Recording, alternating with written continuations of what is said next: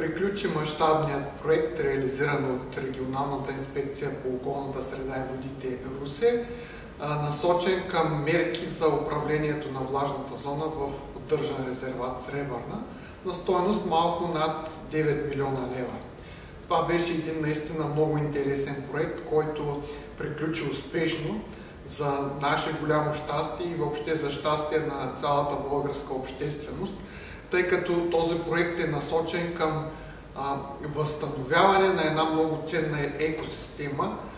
такива каквито в миналото са съществували много, но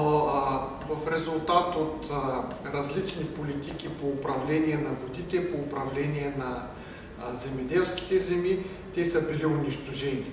И с този проект ще бъдат постигнати резултати, които далеч ще